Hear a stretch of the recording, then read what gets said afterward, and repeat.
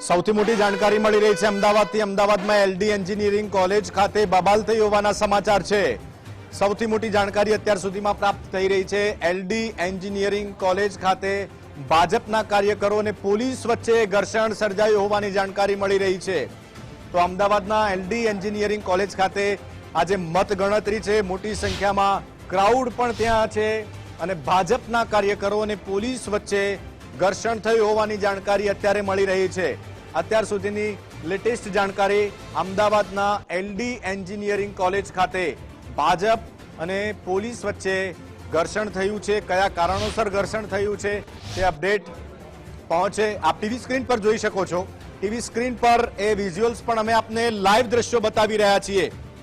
આ live footage અમે આપને એલડી એન્જિનિયરિંગ કોલેજથી બતાવી રહ્યા છીએ, જેમાં ભાજપના કાર્યકર્તાઓ અને પોલીસના કોઈ અધિકારી છે જે આમને સામને આવી ગયા છે। તું મેં જેવા દ્રશ્યો અહીંયા સર્જાયા છે। પણ કયા કારણસર આ બબાલ થઈ તે અપડેટ પણ આપના સુધી પહોંચાડીશું।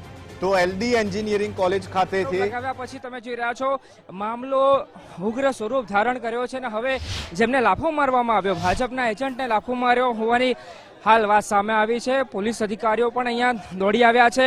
પોલીસ કર્મચારી કે જે મેઇન ગેટ પર ઊભા હતા એલડી એન્જિનિયરિંગ કોલેજના, ત્યાં પોલીસ કર્મી એમને એક લાફો માર્યો હોવાની હકીકત સામે આવી અને એ લાફો માર્યા પછી જ આખો મામલો ઉગ્ર સ્વરૂપ ધારણ કર્યો અને આપ જોઈ રહ્યા છો કે જે કાર્યકર્તાને જે એજન્ટને લાફો મારવામાં આવ્યો હતો તેઓ હવે જે પોલીસ કર્મી દ્વારા હાથ ઉપાડવામાં આવ્યો હતો એ અહીંયા લાવે અને આખી બાબતે સ્પષ્ટતા કરવામાં આવે એ પ્રકારની માંગ તેમના દ્વારા કરવામાં આવી રહી છે। એસીપી કક્ષાના અધિકારી આ ઘટના બનતાની સાથે અહીંયા આવી ગયા છે અને આખા મામલા અંગે તપાસ કરવામાં આવી રહી છે।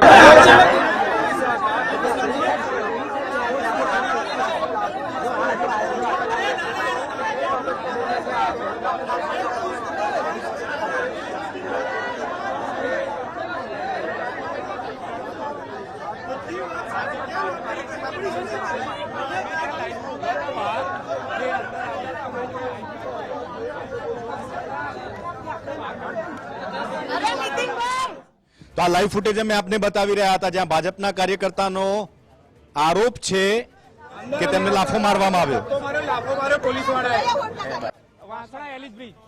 ગાળાગાળી કરી હોવાની પણ પોલીસ કહી રહી છે। અમે કોઈ કરી નથી, એ લોકો એમને ધક્કા મારીને બહાર કાઢ્યા।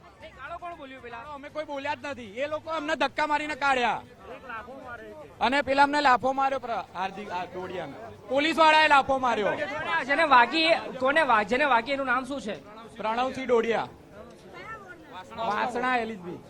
તો પ્રણવસિંહ ડોડિયા નામના એજન્ટ છે વાસણા એલિસબ્રિજ વોર્ડના, વાસણા ત્યાંના કાર્યકર્તા હતા, એજન્ટ હતા।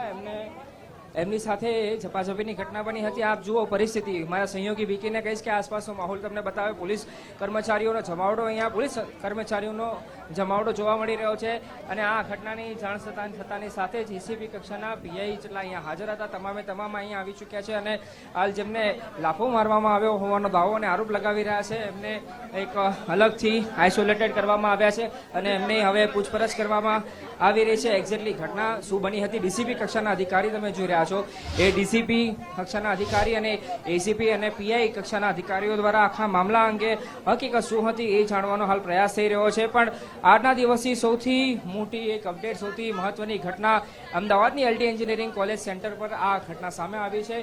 એક એજન્ટ અહીંયા જ્યારે પ્રવેશી રહ્યા હતા એ પ્રવેશવાની સંદર્ભે માથાકૂટ થઈ હતી, રકઝક થઈ હતી અને ધક્કો મારવામાં આવતો હોવાનો આરોપ એલિસબ્રિજ વિધાનસભા બેઠકના જે કાર્યકર્તાઓના સમર્થકો અંદર આવી રહ્યા હતા એમની સાથે માથાકૂટ થઈ હતી અને માથાકૂટ થયા પછી કંઈક આ પ્રકારની પરિસ્થિતિ હાલ જોવા મળી રહી છે અને હજુ આખો મામલો થાળે પાડવાનો પ્રયાસ કરવામાં આવી રહ્યો છે, કેમ કે મામલોએ ઉગ્ર સ્વરૂપ ધારણ કરી લીધું છે અને જેમને આ આખા કિસ્સાનો ભોગ બન્યા હતા એ અહીંયા હજુ આવી રહ્યા છે। ભાઈ પોલીસ વાળાએ ગાળા મારી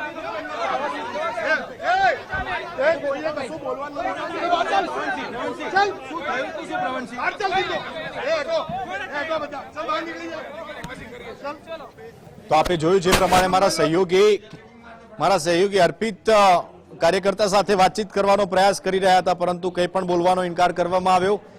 એસીપી કક્ષાના અધિકારી આખા મામલામાં મધ્યસ્થી કરતા પણ ક્યાંક નજરે પડ્યા પોલીસ અને ભાજપના કાર્યકર્તાઓ વચ્ચે ઘર્ષણ જોવા મળ્યું હતું અમદાવાદની એલડી એન્જિનિયરિંગ કોલેજ ખાતે. ગાળો બોલીએ જેવું કે છે તમે ગાળો બધી દીધી.